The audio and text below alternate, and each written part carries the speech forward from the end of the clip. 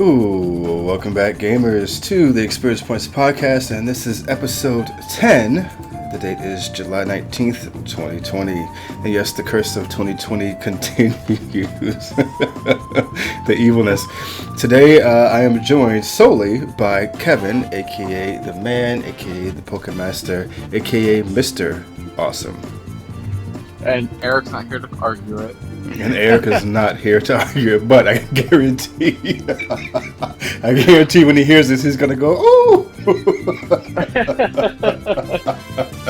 His screaming ass. But we love him anyway. And I hope his family member feels better soon. Yep. Today on the podcast, we are going to chit-chat about a few things. We're going to talk about the Ubisoft Showcase that they had. I'm going to talk about DK Country coming to the SNES Online and our overall impressions of the DualSense controller. And we're going to stick around to the end of the podcast so you guys can check out our episode of EXP Co-op. We're going to do things a little bit different this week. No Blackout challenge. And we're going to play some Donkey Kong Country for the SNES Online. So excited about that one. Let's kick it off with some news this week in gaming news. I'm a huge fan of Ubisoft. I always have been. They have been one of my favorite developers in recent memory. They just have an amazing track record for showing off great games and having great franchises. At the Ubisoft Showcase, they showed off some Watch Dogs Legion. They showed off some Valhalla, and also to a new trailer for Far Cry 6. What was your which game were you most impressed by out of those three? I think out of those three, it'd probably be the Assassin's Creed. I like Watch Dogs, but I never beat the first one. Got to the very end of it. Mm-hmm. And I've only seen my friend play Far Cry a couple times. It's an alright game, just wasn't really up my alley. But I really do like the Assassin's Creed games. Just being able to stealthily take down my foes, basically. Get your stealth on. Yeah, I've been a long-running assassin. me and Blackout, we played through Assassin's Creed Unity together. And nice. We did a lot of. I'm pretty sure I still have the footage on my PlayStation 4. I would love to find it and put it here on the episode. But if I can, I will. Classic podcast moments. Classic podcast moments. That's right. But there was one time it was so funny. Me and Eric were perched on top of this church, right?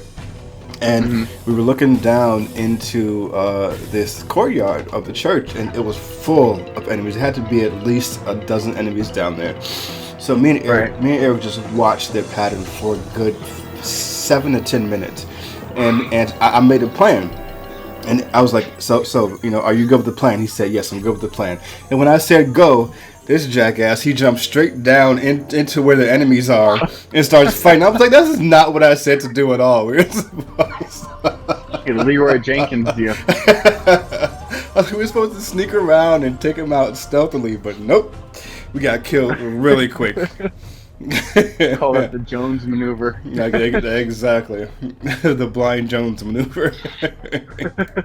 Yeah, so, I've been playing. I've played every single Assassin's Creed, and I've beat I would say 80% of them. I couldn't stand Part 3. Part 3 was just, I didn't like the character, I didn't like the story, I didn't like the gameplay. It didn't even look that good to me. So did it not get received very well in general? I think it got like a 7, a 7.5 or 8 or whatever for a score. I mean, it did fine, but yeah. I find that when games have long-running series, they'll do well for a while, then they'll do bad, then they'll do well again. Yeah. Like the first one was great, of course, because it's the first one. It doesn't hold up very well. It doesn't. I tried to go back and play it.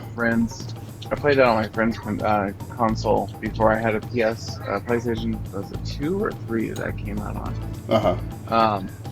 But I got like a certain length of it And then when I got my own system, I borrowed the game from him, Mm-hmm. and I didn't have my save file, Uh, and so I just started over. And just the fact that you can't skip through like the cutscenes that you've already seen, it just kind of killed it for me. It's like I can't go through this again because it's just you walk so slow in modern day. exactly. Well, part 2 was amazing. Brotherhood was fantastic. That's one of my favorite ones. It's like my top 3 of all the Assassin's Creed games I've played. Everybody knows that. Everybody who knows me knows that part 4 is just top notch. It's still my favorite. I've bought that game 4 times, and I've beaten it 3, and I just got it recently on my Switch. I plan to beat that one again, and it still holds up. It still holds up to this day. It still looks good. It still plays well. Origins was a glitchy mess and a half. That game just pissed me off. There was so much stuff that just happened. The first half an hour I played that game, you start off riding a camel, and the camel's head literally got stuck into a brick wall, and I couldn't move, and I had to restart the game. So I got Origins when it was on sale, and I played a little bit beginning, and for me it just, I don't know why, it just kind of had like it didn't feel like an Assassin's Creed game. Exactly. Like, the way it was. Mm-hmm. And they took a huge leap, you know what I'm saying, to try to change up the formula. And I liked what they had changed because, you got to bring it to modern times. But they perfected it with Odyssey. And Odyssey is definitely in my top 3. It's probably second on the list. It's really close to part 4. I mean, as far as the graphics and from a technical standpoint, that game is it's way above part 4. But from my personal experience, part 4 is still my favorite. But if you haven't played Odyssey, I just bought it recently. It was on sale. There you go. I promise and it came with part 3 free. Nice. Of course they did. I promise you're gonna enjoy. You're gonna enjoy Odyssey. Yeah, I beat part 2, and I really liked the story. Yeah, part 2. And I think I was working on Brotherhood. That was the part 2 to part 2, right? Mm-hmm. And that was fantastic. I think I kind of got burnt out playing part 2 because I played it like nonstop, and I searched for every single one of those feathers you had to find. And then I got like robbed of my trophy because the game glitched, and I didn't realize that it glitched, and it didn't recognize that I got that last feather, and I was like, oh. That's the only bad thing about trying to complete a freaking game, because I've done that way too many times. And the first time it happened to me was I was playing Spider-Man 2 on, I think, PlayStation 2. Maybe it was PS3. But I was the first game I've ever completed 100%, and then like the very next week, everything just got deleted somehow. I have such bad luck with save files. Yeah, so I never beat Brotherhood. I started it, and I did a couple cathedrals and stuff like that, but I never got further. But my friend was telling me that I should just go and play part 3 and part 4 because no, don't play 3. Or someone said skip part 3 and just play part 4 because it's not connected after part 2. It's not. It is its own thing. It's a lot like Odyssey. Because he told me that there was he told me spoilers and stuff about the main guy in the modern time. Oh, jackass! I hate that. Well, thanks. With all that being said, what do you think of Valhalla? So I didn't actually see the Ubisoft thing. No, it's fine. But I mean, you've seen. I am looking forward to it. It seems like it was pretty cool because it's like a Norse mythology one, huh? Mm-hmm. Vikings and stuff. Yeah, based off of the name Valhalla. I mean, have you seen any trailers for the game at all? Not that I recall. Okay. Let's see here. Gotcha. That's all good. It's Norse mythology, and it's the same thing as Odyssey. You get to choose a male or a female. Okay. And in this game, you take on the role of this Viking who is basically trying to rebuild their their community. And you go on and you do raids and you get the items you need, you take them back and you build it up. It's a lot like part 2 in that aspect, where you get to build up your town and then you get more upgrades the more you build up. I mean, at the end of part 2, I felt OP as hell. Yeah, and that was so like awesome. There'd be ship raiding, or at least over the water stuff. That's kind of cool. Yep, Looks like they're trying to combine everything from like part 2 and part 3 and everything. Yeah. Or part 4 was the Black Flag that had the ships. Did part 3 have ships? It did, but it wasn't until like the end of the game where you got the ships. But anyway, I think that they're taking the best parts of part 2 and the best parts of Odyssey, and they're bringing it together. You could do some dual wielding in this one. You can have 2 axes, 2 swords, 2 shields. Shield and axe, shield and sword, whatever you want. You can attack that way. And they're bringing back the stealth mechanics from the older games, where you could hide in crowds and stuff like that. So I thought that was awesome to bring back. It's really nice. Yes, and I'm really excited. And I'm actually going to wait to get it for PS5. I'm not going to get it for PS4. Even though it comes out, I think, October. Yeah, that'd probably be a PS5 purchase for me as well. Mm-hmm. That is one I could definitely wait for, because I'm going to be playing other games too. So, Far Cry 6. I'm the same as you. I'm not the biggest Far Cry fan, even though the games are well done. I started playing 3.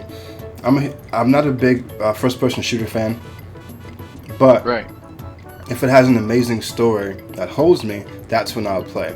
But with the crux of Ubisoft games are they give you these huge open worlds that are really well designed and well thought out, but they give you way too much stuff to do in the damn world. There's like 1,000 little items that you got to go hunt out and find every single time, and that's always been a turn off for me. Right. So a lot of the times I'll just go through the main story because that's my main focus.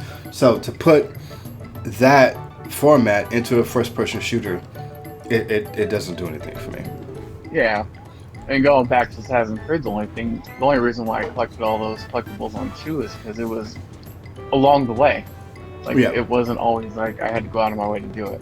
Exactly. And I prefer my collectibles to be like that. I don't want to have to like looking for Easter eggs, unless it's like Borderlands Easter eggs or Fallout games where they have Easter eggs that talk about stuff that you have to figure out what the references are. Just finding little trinkets isn't as fun for me. Exactly. Unless they have a purpose, which is something I'm going to talk about in a bit when we talk about Ghost of Tsushima.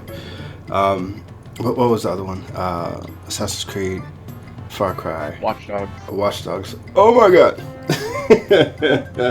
I'm waiting for this game. When they announced Watch Dogs Legion, and they first talked about the fact that you could recruit anybody, anywhere, I was like, how in the hell are they going to do this? Now, me as a gamer, I look forward to new experiences. I look forward to playing new games that think outside the box, that do different things. In this game, from what I heard from the podcast I listened to the other day, because they were talking about they got some hands-on time with it, they said that it's the best bit of part 2, and part 2 was so good because it was just literally this fun, funky playground where you got all these gadgets and gizmos, so you could do all these amazing, crazy things. At one point in time in part 2, I love the main character because he reminds me of me. But at one point in time, I took out a drone and I hovered it over this bunker where I was supposed to find this guy, and I never entered the bunker myself. I had the drone do all the work, so I was in absolutely no danger at all. I mean, I did get my drone taken down a couple of times, but I just had to put it back out there, and I got the work done. And in this game, it seems like it's going to be so much more of a living, breathing world. The example they gave was you pick your character and then you go out there and you were walking down the street, and he came across this woman. You know what I'm saying? So he just decided to just check her out, and he popped out his phone, and he researched her, and he found out that she was going to a yoga class. So he followed her to the class, and on the way she got hijacked. So he killed the guy that attacked her, and then she thanked him for that, and then she joined the team because you saved her. Now, if you never talked to her and she went on about her day, she would have got killed, and you would have never saw her again. You know what I'm saying? I found out that every person in this game has a life, has a schedule that they abide by, and you can actually find out how their day is going to go, and you could follow them throughout their day and see what they do on a daily basis before you recruit them. It's insane. Right. It's insane. Pretty cool. Because a lot of times, you know, when you see an NPC, it's just there. You know, the person is just there to take up space and just to fill up the world. But these playable characters, because they're not NPCs, they are playable characters.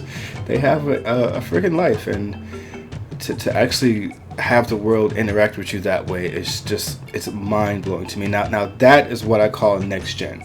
I don't care about graphics, you know what I'm saying? But when it comes to gameplay and experiences, that is next gen to me. Yeah, it's always good to have like different options that you could play with, because every playthrough is going to be different. Exactly. And I love games like that, you know, even as bare bones as Animal Crossing is, you know, that's a different experience for every single person that plays it. Right. And that's how it's supposed to be. I did watch the Ubisoft Showcase from start to finish. I will give it an 80% on the level up scale. They did a great job showing off some of the things that are coming. I just wish we get some damn dates for the PlayStation 5 so we know when that shit's coming. Yeah. Damn it. We gotta know. Anyway. Okay, moving on from this Ubisoft Showcase. Donkey Kong Country on the SNES Online was definitely a surprise job. Good addition. It was a great addition.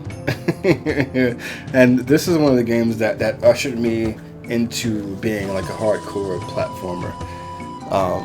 Of course, Mario was the original game that did it, but this game was so punishing, so brutal. It's one of those games that just make you want to just keep going back and going on. And the graphics were fantastic, and the writing was so damn funny.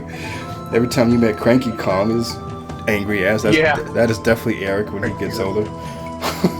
Eric now, what are you talking about?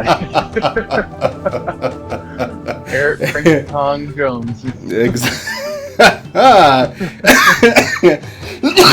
Excuse me. Ooh, edit that out. Yeah, man.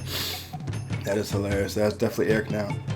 But I used to play that game back in the day with me and my boy Trey, and we used to just that for Super Nintendo, Killer Instinct for Super Nintendo, and Mario Kart. We used to just play those almost every single weekend, just back to back. And the freaking music. Oof. I still listen to that soundtrack to this day. Yes. Aquatic Ambience is what it's called. And I'm probably going to have that as the background soundtrack today. That's going to be great. So we're going to be checking that out later on in the episode. So I look forward to seeing how your platform, your chops are there, Kevin. It's been a while for me for this game. It's all good.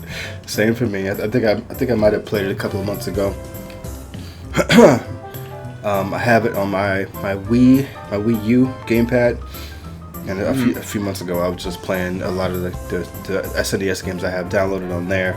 You know, all those bangers and mega hits like Mega Man X and Donkey Kong Country, and just all those big games I was playing on there. So it has been a while for me too since I played it seriously.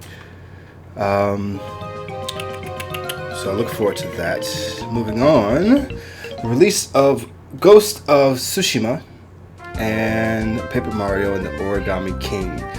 Now, are you going to be getting either of these games? I remember the Ghosts. It was on my radar. It'd probably be something I want to get down the line.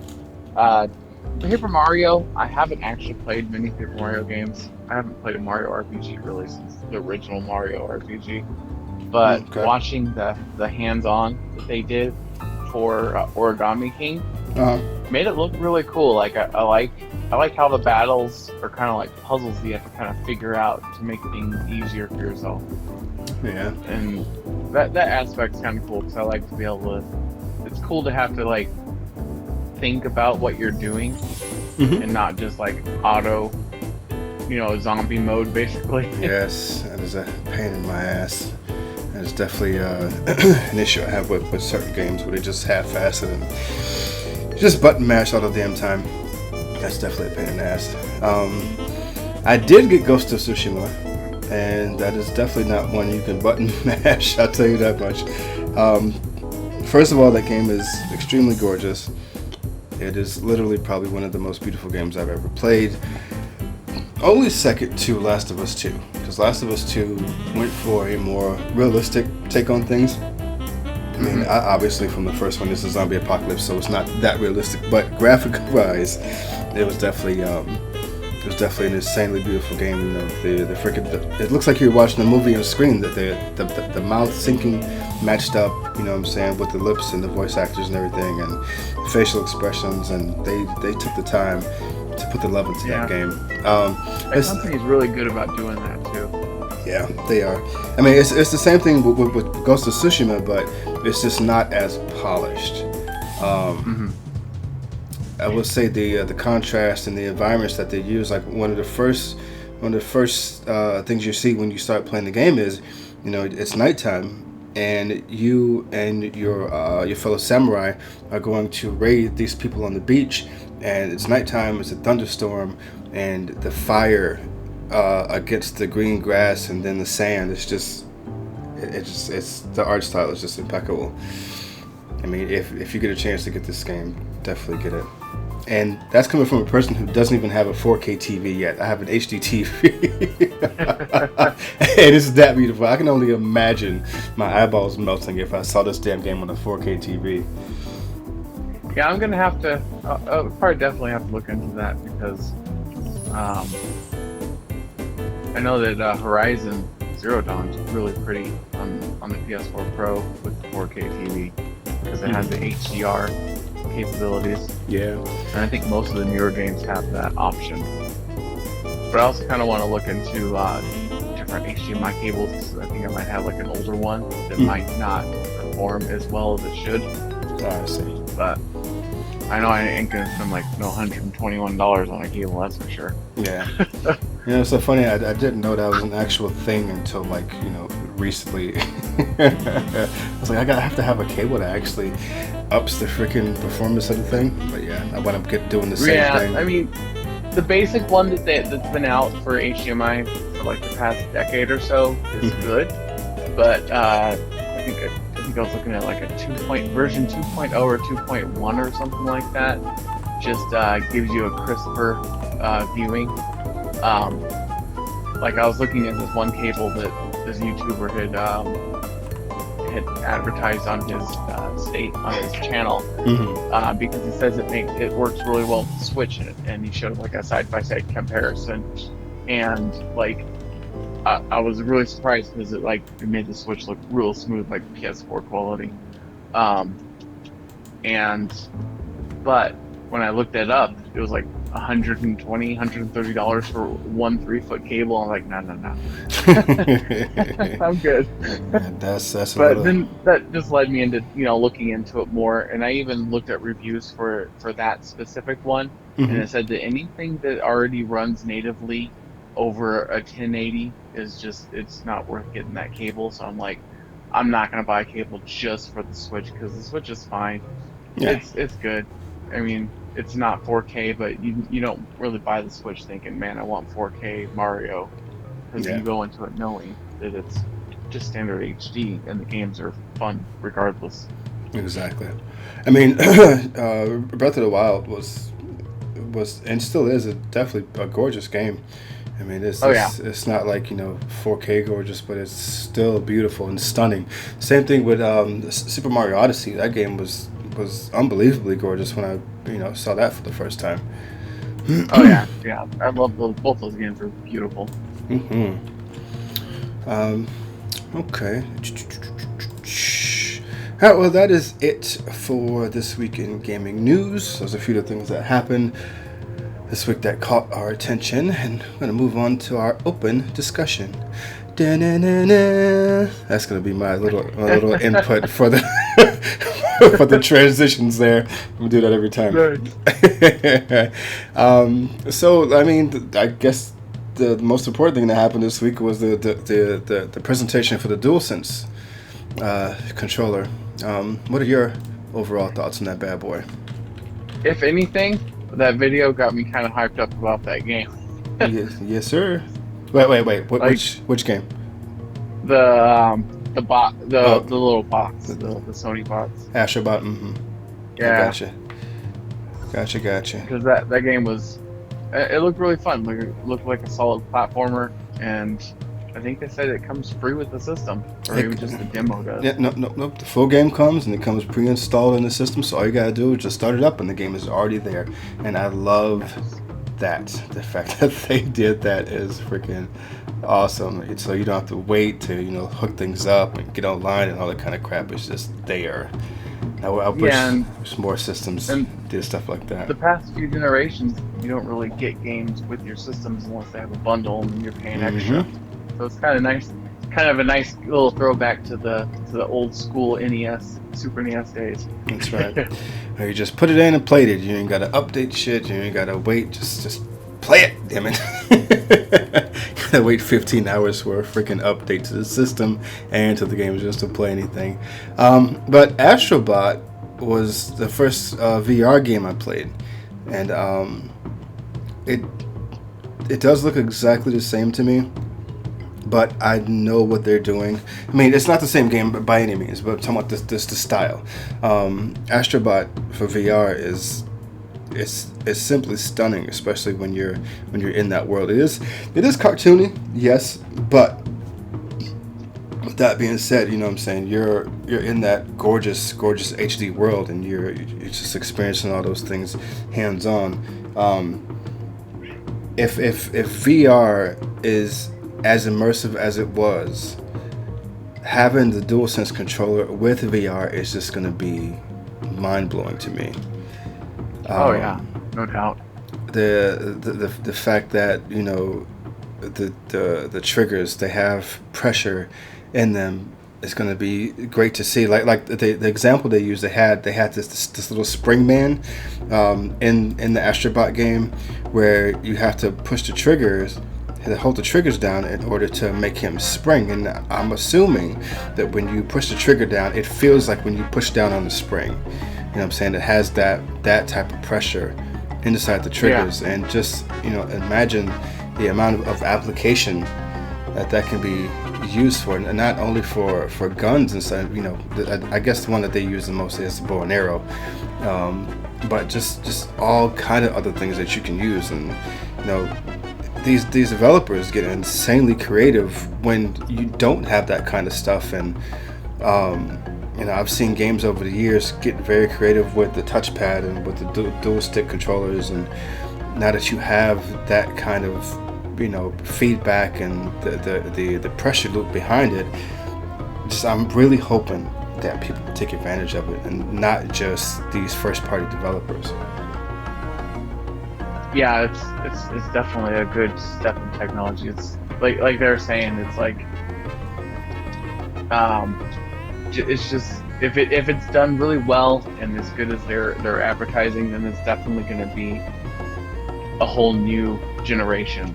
Other than just graphic upgrade. I mean, it's just everything all around. It's going to be awesome. Yeah, man. Now, Jeff Keighley was talking about how the speaker is not only louder, but is clearer. That's something that I was hoping that they would really, really fix, because there were a few games that I played, even recently, like I played Dragon Ball Kakarot recently, and when you talk to King Kai, he comes through your speaker like he's talking to you, in your mind, and I thought that was pretty awesome. But the sound, it's very muddled. It's loud. It's loud as hell because it scared the hell out of me when you started talking to me. I was actually looking around to see where the hell King Kai was. I was like, he's in my controller. What the hell? It was loud as hell, but it was very, very muddled. And Jeff Keighley was talking about how crisp the sound is coming through. Something else that he talked about was when the Astrobot was walking, how you could hear his footsteps in the controller. Yeah, that was pretty cool. Yeah, I mean, do you really need two footstep sounds coming out of two different places? The footstep part, I could live without, but the idea of it, right? Hopefully, it'll be a little bit more. It'll be different. Like, it'll be more broad. Like, they'll have like special, like specific sounds that come only out in the controller that you don't hear on the TV. Exactly. Like Final Fantasy 14, they use the controller speakers for the option of whenever you go into like a group duty finder, they call it, to let you know that you're up and it's your turn, and for you to like accept it. It just comes up with a loud ting sound that comes on the controller. So you can walk away from the TV and go do some stuff while you're waiting your 20 minutes to get into the headset, if it's that long. And then you're like, oh crap, guess that means gotta hurry up and get back to the living room because time's up. That's cool. Something else they talked about with the controller was the fact that if you're walking through, they showed two instances where Astrobot was walking through like a windstorm. The first one was like a dust storm, and the second one was like this cloud that was blowing wind. It actually looked like the thing off Super Mario Odyssey, but it was blowing wind, and you had resistance in the left analog stick when you were trying to walk. Now that I think is freaking awesome.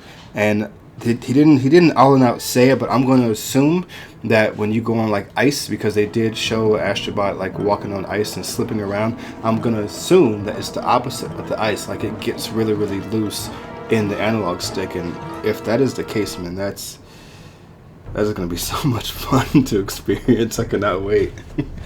Yeah, I mean, it's cool that they're going to do that in the controller part of it, because I know that a lot of games naturally have that in the level design, to where like the areas, it's more slippery, and you can tell just by like moving.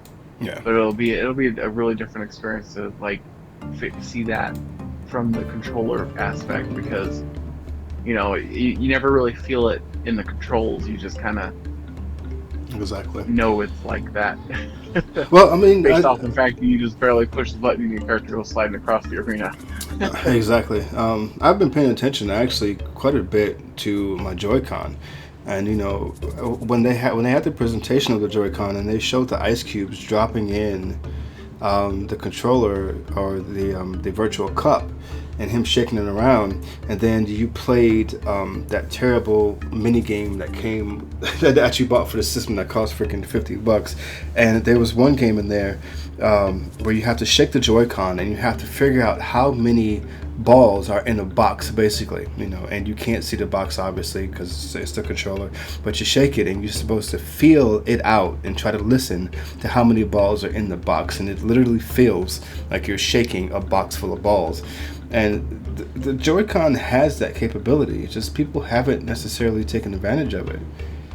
Yeah. And maybe with more games being like that, it'll have that. Maybe the more third-party developers will get into to trying stuff out with the Nintendo as well. Well, I really do hope so, because that's definitely a feature and a function that's been underutilized. I was playing Ghosts this morning, and there's been a lot of features. They're basically using Sucker Punch is using the entire controller to play this damn game.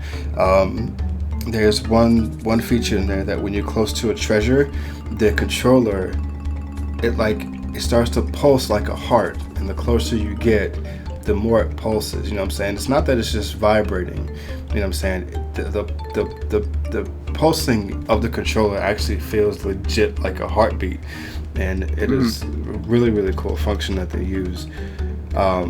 Also, too, they are utilizing the trackpad very, very well. It's not only a press of a button to open up a map, you know what I'm saying? You have to swipe on it different directions to get different things to happen. In Ghost of Tsushima, they utilize the wind as your waypoint, in order to point you in the right direction instead of a big ass arrow popping up on the screen. You know what I'm saying? Right. So if you swipe up on the trackpad, a wind icon kind of pops up a little bit, and then the wind will blow you, in the right direction on which way you're supposed to go. Nice. If you swipe to the left, you have the old bamboo flutes that the samurai used to play back in the day. You can actually play your flute, and it's really, really cool. So I'm praying that, with them talking about how much of an experience they want the controller to be as part of the next generation, I really hope that every game takes advantage of it in some kind of way, instead of being like the whole gimmicky thing with the Wii. How the Wii used to be back in the day. I played a boxing game. No, it wasn't boxing. I'm sorry. I played a wrestling game for the Wii back in the day, and they said in the commercial and on the back of the box that if you make the motion of a suplex, you could do a suplex. That shit didn't work. It was just waggle, waggle, waggle. I literally bought it home. I loaded it up. I tried to do a move. It didn't work. I took it right back to the store. I was so pissed. Yeah. I was so excited to do like legit suplexes back in the day. Don't make promises you can't keep, right? Exactly. But on the other side of that coin, as far as controllers go, and the Wii U, the Wii.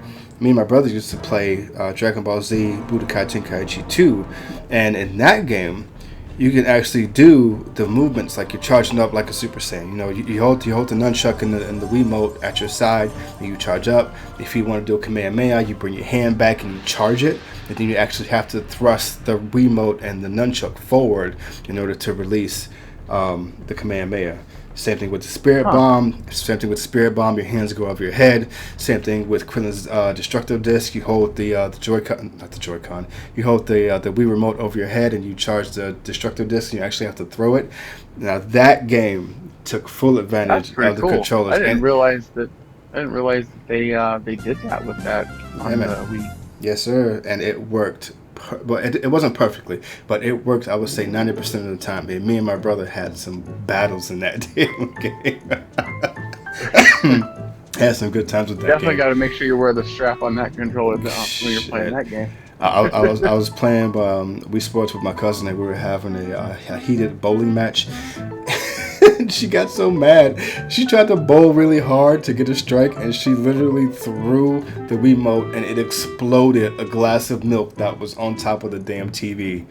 Literally exploded the glass. Tell not to cry over so loud. Shit, I never ran so fast to get a towel in my life, because that was my first big screen TV. I was like, no. Real quick, something else that they showed in the presentation I thought was cool. When they showed Astrobot getting hit by lightning, and I guess the D-pad vibrates like really, really hard when you get struck by lightning. So I thought that was pretty cool. That is. I like when you do stuff like that, to where it just gives you that extra the extra ability to immerse yourself. Mm-hmm. It's really nice. That's how it's supposed to be. Where are we at for time? Okay. I like the end of the video though, where they were talking about the rumors that the PS5 had gone on for pre-orders, and he was like, "That was not us really saying that." Exactly. I was like, "Oh, people were already lining up when they heard it was like a last minute thing. Like that is gonna hurt. I hope I have some time for I can be able to get that pre-order in. Well, I mean, it's like he said. He said, we'll let the community know. It's not going to be like a ghost drop like that. That's not fair to the fans. He wants people to have plenty of time to know when they're going to be able to pre-order it. So yeah, Sony is good for that. All right, moving on to this week in gaming history. Let's see, 13th. Excuse me. Alrighty. 16 years ago, 2004, North America released Tales of Symphonia for the GameCube. Now, do you have any experience with the Tales series, my friend? I do. They are really fun games. I love them. Did you play Symphonia? I think I have that on the Switch. That might be the one I have on the Switch. I don't think I got it on the GameCube originally. No, that was Vesperia. I don't have on the Switch. I think maybe I did play that one on that GameCube. You said the GameCube, right? Yep. Yeah. I don't remember too much of it, because it's so long ago. But I've played so many different Tales games. I have the original Tales of Destiny for the PlayStation, and that was, just the way the battles are, it just automatically just fell in love with that kind of a system. Yes. I think there was like one battle in the original that there were like 4 enemies, and I used this one move and I just kind of anime slashed through the line of enemies, and each one just took a hit and died, and I was like, that was awesome. Yeah, my first experience with the Tales games was part 1, because every time I got paid, I went out and I made sure I got a game, because I had to help pay bills growing up, because we were a little pebble bag in the day.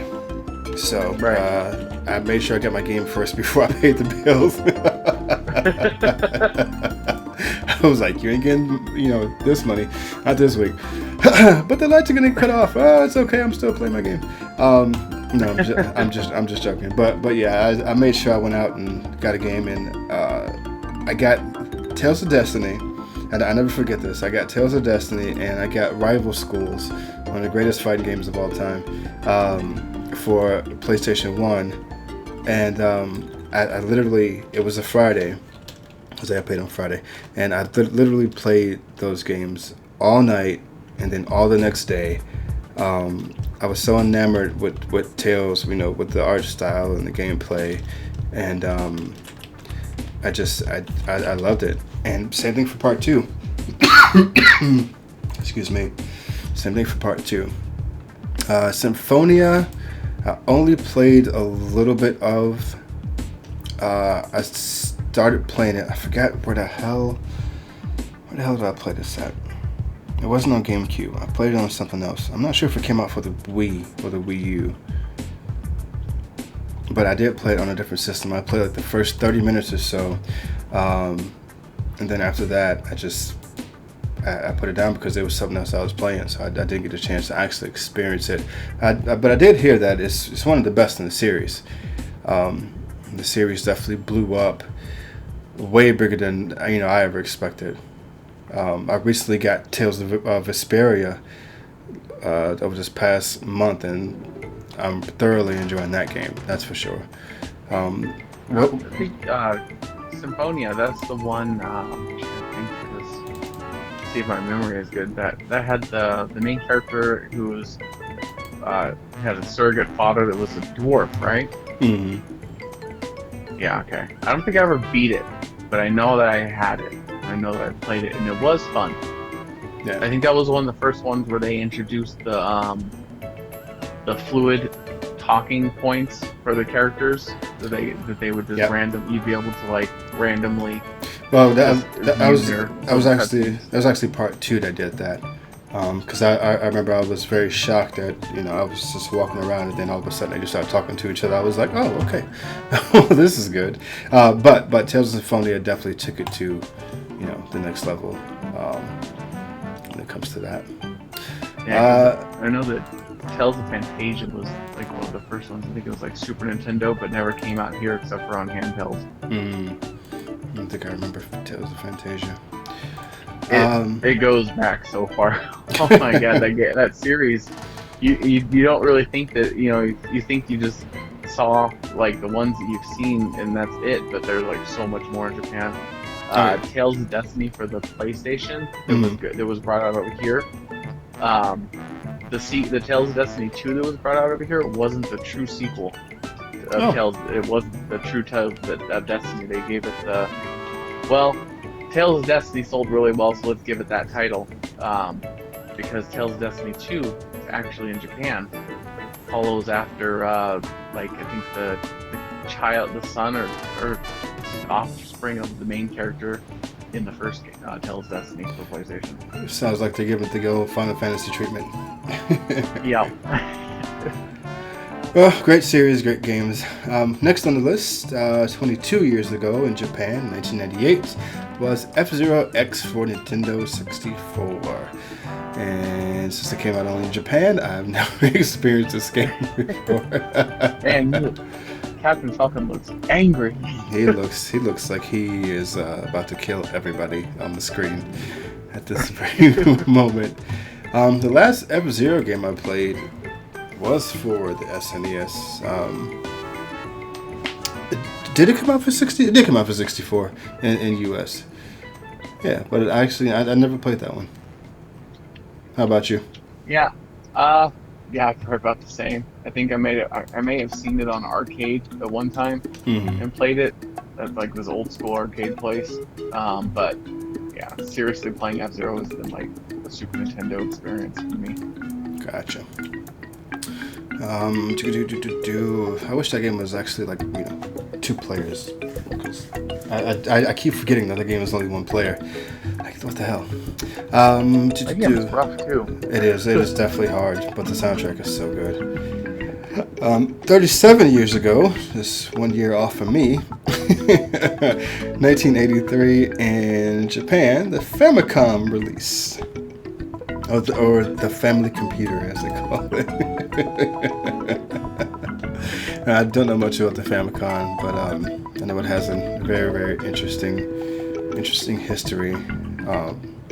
I think I watched a Digital Gaming episode about the Famicom, and it's definitely interesting stuff. So I like how when it came out to the Western countries, it went front loading instead of top loading the way it is in Japan.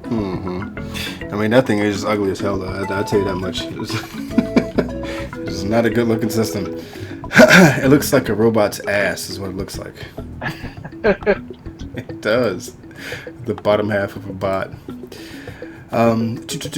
Next on the list, 16 years ago, 2004, Shin Megami Tensei's Digital Devil Saga for PS2 was released. Another game that I do not have much experience with. The Shin Megami Tensei series is definitely one that I have heard a lot about. It's one of those games that you either like or you don't. I tried to play Shin Megami Tensei 4, the one that came. No, it's 5. I'm sorry, 5, the one that came out on the Switch. But I'm not a big tactical gamer guy. My favorite tactical game, there's 2 of them. The last one to come out for the Switch. Why am I drawing a blank right now? The really big one, the one with the schools in it. The schools? Yeah, you're a teacher in that game, and you get your students, and I played the crap out of it for like a month and a half, but then I stopped because it's long as hell. What's the name of that game? That does not ring a bell for me. I'm not drawing a blank. Anyway, the other one is Final Fantasy Tactics, and I definitely love the hell out of Final Fantasy Tactics. Just seeing the Final Fantasy characters in that different perspective and a different light, it was really cool to see, and it was just done really well. Yeah, that was, and getting Cloud on it was kind of cool. Yes, that was always good stuff.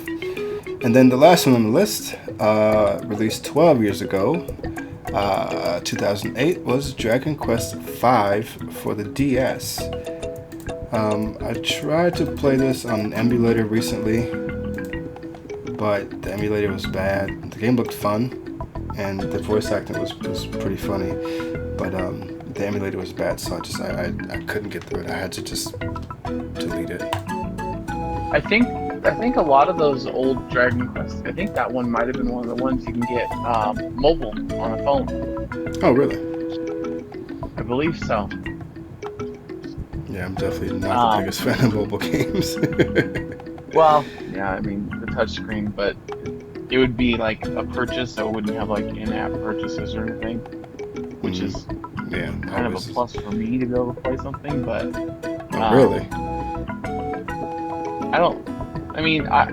I do play some mobile games that are cool that I play, that I like, but the in-app purchases stuff kind of kills it for me sometimes. Yeah, Dragon Quest V is on there for $15. Huh. Nah, I'm good with that one. The last one I bought was the classic Chrono Trigger on the on mobile, but I played for like an hour or two, and then I just got tired of because I like to have the controller in my hand. You know what I mean? That's the thing for me. Just trying to play it on the screen, and it doesn't feel right to me. Well, there is. I don't know. I have to do some testing with my Android that I have, but I can actually cast it over onto my TV.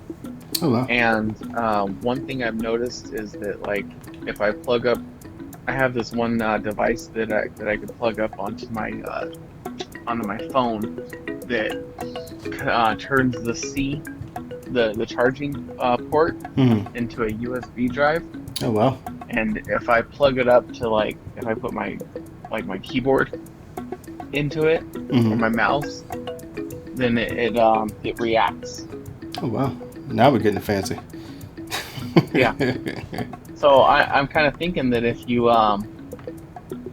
because right now I have my mouse plugged up to my phone and I'm just kind of moving it around, but my thought is that if you did it right, you could probably get like a PlayStation 4 controller or PlayStation 3 controller plugged up to your phone, and you could use it to play. Huh.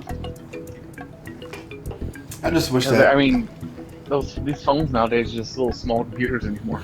Exactly. I really wish that the 3DS had a way to hook up to the TV without being modded, because I know there's a way you could send it to like China and Japan and get it modded, and then you could hook it up to your TV, but I ain't doing all that.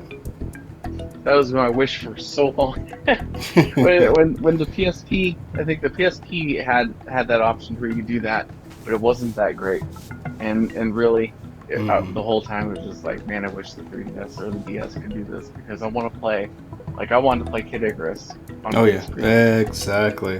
Exactly. But that damn game came with that weird it came with this huge hunk of plastic that you had to sit the thing on, because the controls were like they were basically one-handed, and I never understood that. Never understood that decision. So it's funny because I'm typically I'm more of a gamer than my wife, but that game, she freaking mastered it and got so far, and I'm like, how are you doing this? This is ridiculous. Kim is a beast and a half. For those who've never played the Kid Icarus for the 3DS, it comes with a hunk of plastic, and you set it on to stabilize it. And basically what it does is the way you shoot in the game is you have to use a stylus in order to shoot and aim and stuff like that. So you move around with the left stick, obviously, but then your other hand is not free, so you have to use that stabilizer plastic block to hold it still while you shoot and aim and stuff like that. But even then, because that game came out on the original 3DS, and the original 3DS, the 3D was really bad. If you moved an inch or two to the left, it would mess up the 3D and it would give you a headache. And then with the new 3DS, it worked really well. But at that point in time, the game was much older and it was just not fun to play anymore. So yeah, I typically played without the 3D on. but the controls itself was just hand hurting, basically. Yes. Pain in the ass. No, my biggest, because they released that extension for the 3DS originally that would add that second joystick. Yes. Oh my god, I forgot about that. And I was like, okay, so here's this is my hope for Kid Icarus. This is gonna work with it, and it didn't. And I was like, I'm not gonna buy a peripheral that's not gonna work. It's like, I swear they just released it for one game, Resident Evil, and then that was it. They're like, okay, have fun. Exactly. And it's like, I wasn't having it. I'm like, I'm not gonna buy this. I have at my house a literal peripheral gate.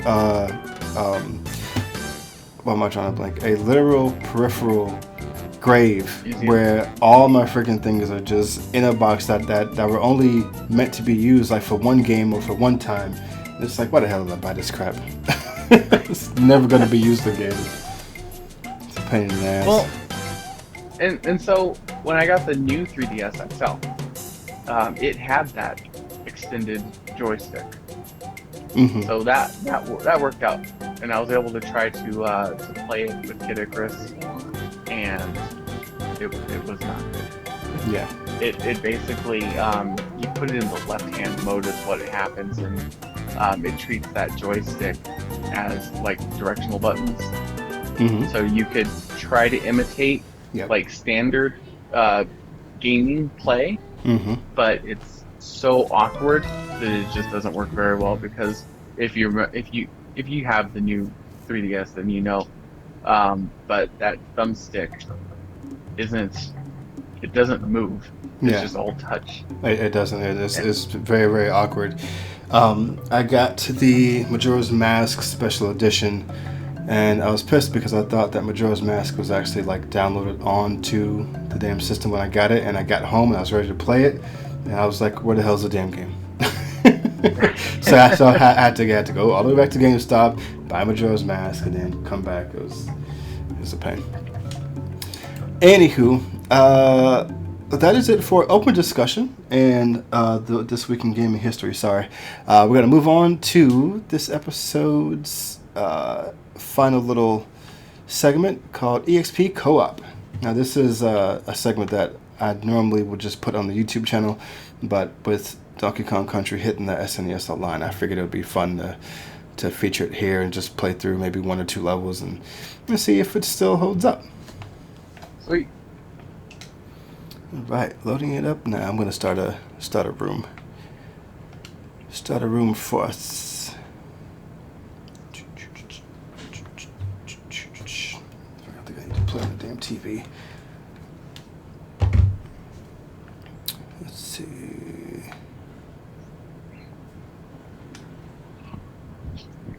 Man, still tripping over that $120 HDMI cable. I would have got that cable if it wasn't that much, because the way the Switch looks, like based off of the guy's video, because he did side-by-side comparison, and Breath of the Wild went from like beautiful to gorgeous. I believe it. There was I saw a guy who modded the game to feature Samus as Link. And he has some armor modded in and stuff like that. It was really, really cool. I think I saw the mod where it gives you the outfit to make you look like Skyward Sword Princess Zelda. Yep, I saw that too. And the one where it turns some enemies into Charizards. Oh, nice. And then I think it turned one of the big beasts, I think the one that goes through that comes out of the lake and then flies through the air a little, turned into Shinron. What? Yeah, I definitely did not see that. All right.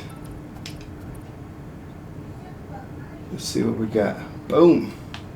Oh. Don't forget to. I think you gotta get a barrel with me in it. Gotcha. But for tips, the beginning of the game, It has you go back to Donkey Kong's house. There's a 1-up in there. Huh, classic. So wait, that's not. Oh, we have to actually switch. How the hell did they say swap? It just told me. There you go. And of course, if you go down to the below, you see his bananas and watch him cry. Mm. I think it's X to switch. No, it's actually select, or you A. know, the minus button. Oh, I pushed A. Well, Oh, okay, that works too. oh, I guess both work. Yeah. Sweet. like those gophers. No, you go first. No, you go first. One of my absolute favorite games of all time is the Donkey Kong Country Returns. Man, they did such an amazing job with that damn game. Switch out, switch up. There you go. There you go. He's got the chops. Oh, Get out of here, fool. Get out of here. got smacked by his wing. The rhino in here, Rimby. Yeah. I actually named my Roomba Rimby. Nice. That little thing just goes everywhere. It knocks over everything. It doesn't clean a damn thing. It just destroys. I think we got another one over there. Another barrel? Another rhino hit right there. Yeah, good. Oh, I used to love these. Damn it. Ah. Too soon. Too Donkey soon. Kong Too shame soon. face. I know, right? The newest meme. I still got it. Cool. Okay.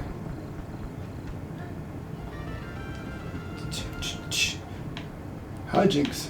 Now you got the next one. Not the biggest fan of Ropey Rampage. Come on, where you at? Yeehaw. Give me a barrel. There you go. Hit it.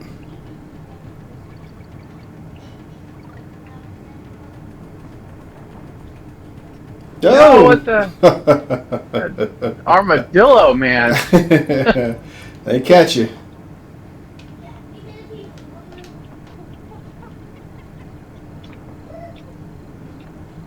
Nice.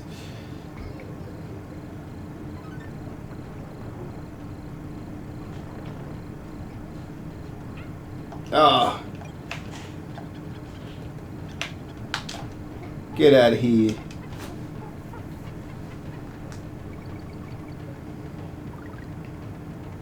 That's funny. That counted for 2. Or did we get the one from the first level? Yeah, I got the one from the first level.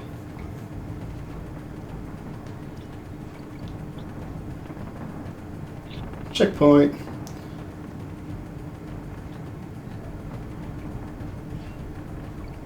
I think there was like a hidden room back there.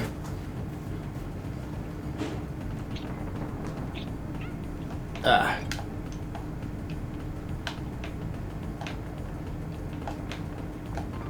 Nope, wasn't there. Damn it. Thought it was. Do-do-do-do-do-do. Do-do-do-do-do-do-do. Do-do-do-do-do-do. Have you played Donkey Kong Country? I have, yeah. I used to have it on the Super NES. I mean the one for Wii. I'm sorry.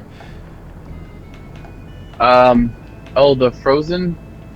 Actually, the one that came out before that. I think the last Donkey Kong game I played was the Frozen Island, or whatever. What was it called? Donkey Kong Donkey Tropical Kong Freeze. Tropical Freeze. Yeah, Yeah. The one before that was better in my opinion, because it has so many fantastic elements. But if you can find that for the Wii, you should definitely get it. All right, let's go see Eric.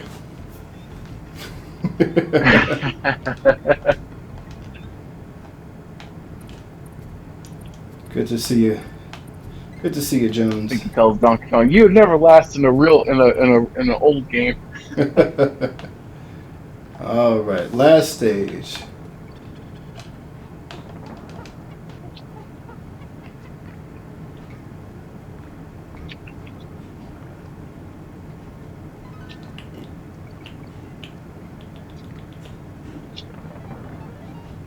Nice.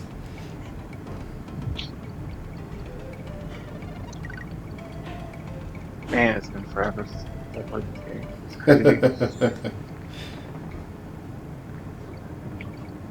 Tropical Freeze was pretty fun though. Oh, The parts that I did play. I I mean, know it it. wasn't a horrible game. No, it was definitely great. I mean, I would give Donkey Kong Country Returns 9.5 out of 10, and I would give Tropical Freeze probably 8.7, 8.5. Now, Donkey Kong Country Returns, was it also a side scroller or? Yep.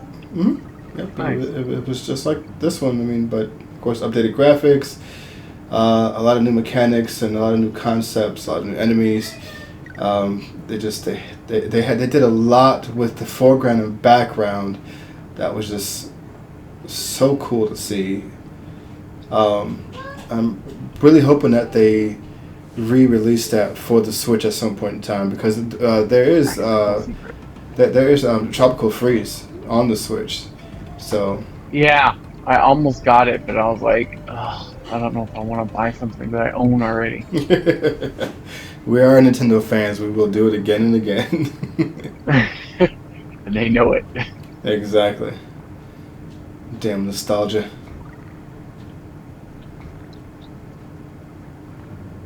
I think the last Donkey Kong Country game I played on the Super Nintendo was the second one with Dixie Kong.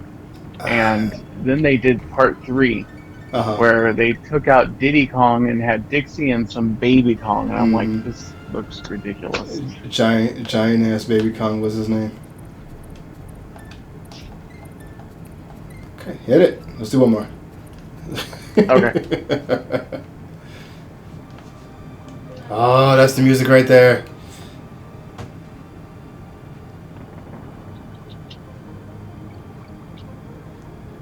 I will listen to this damn soundtrack in the car.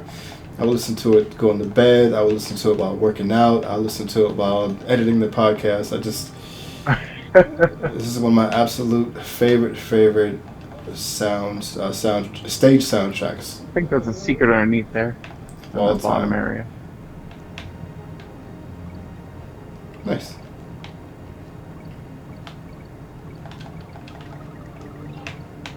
You have the memory of Blackout and the platforming skills of me, so you're a good combination. You are a good combination.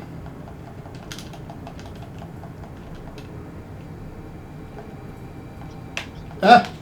I didn't know gorillas can hold their breath this long.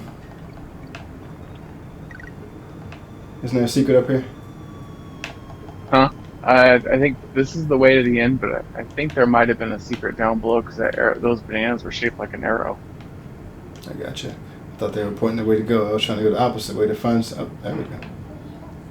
Fishy. Sweet. Hump that fish, I call Donkey. The frog suit of Donkey Kong Country. There you go. Boom. I think the frog suit was one of my favorite outfits to do. Yes, sir. Except I did like to go and try to beat levels with the Hammer Brothers suit. Because the king would always be like, "Hey, let me borrow that suit," and then then Mario would be like, "No." He'd be like, "Oh, no dice." The good old days.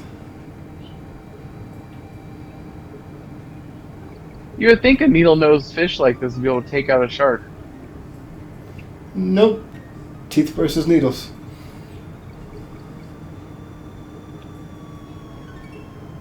Nice.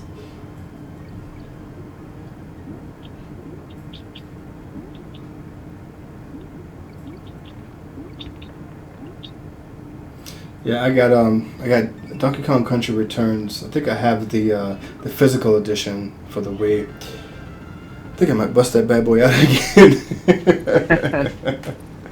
All right, this has been EXP Co-op. That was attached to the Experience Points podcast. This has been a great episode, and we hope to have Blackout back soon again. And until next time, gamers, keep on leveling up. That's much better.